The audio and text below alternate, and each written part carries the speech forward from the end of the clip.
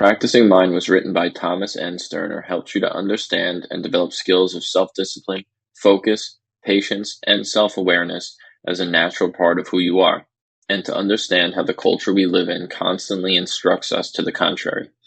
This book is about how learning to live in the present moment and becoming process-oriented centers us on this magical path and brings us up a wonderful sense of patience with both ourselves and our lives as we learn to enjoy our journey.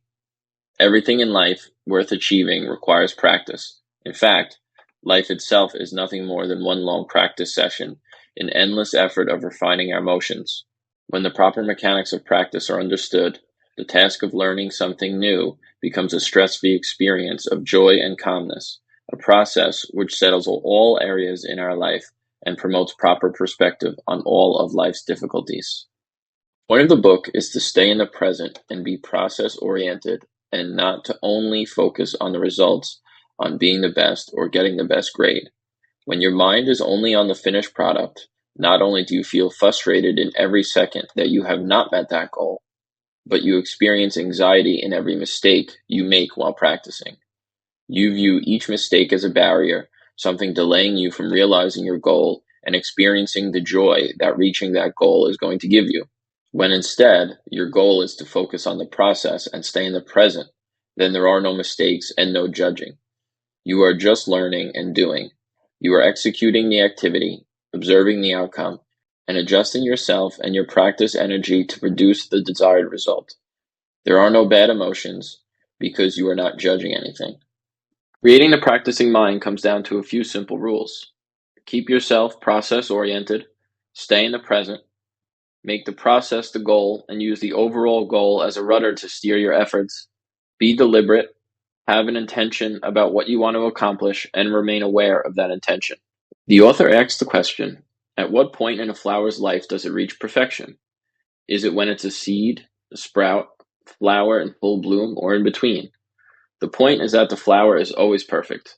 The flower is perfect at that particular stage of growth at that moment. When you develop a present-minded approach to every activity you are involved in and, like the flower, realize that at whatever level you are performing, you are perfect at that point in time.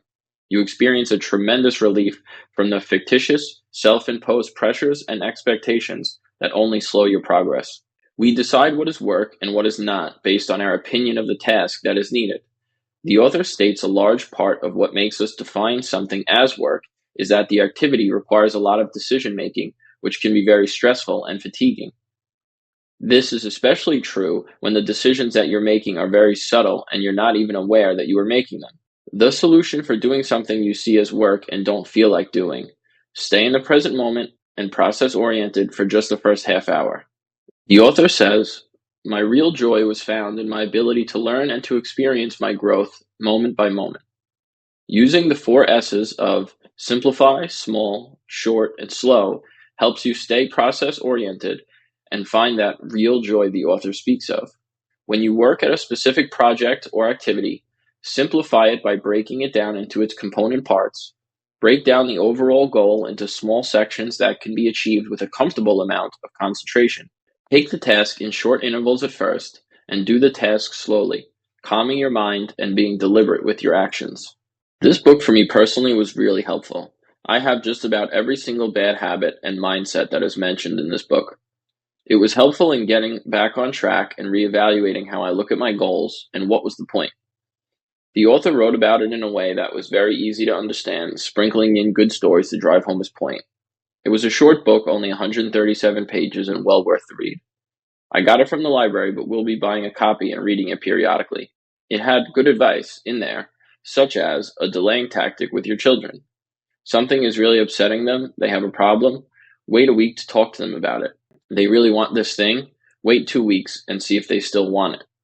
Teaching the understanding of how much emotion goes into decisions and having time to allow you to take a step back on a decision. I'll certainly recommend this book to anyone. If you have kids, to try and keep them process-oriented and not just obsessed with the end result of good grades, all-star teams, and scholarships. Focus on understanding rather than the end result.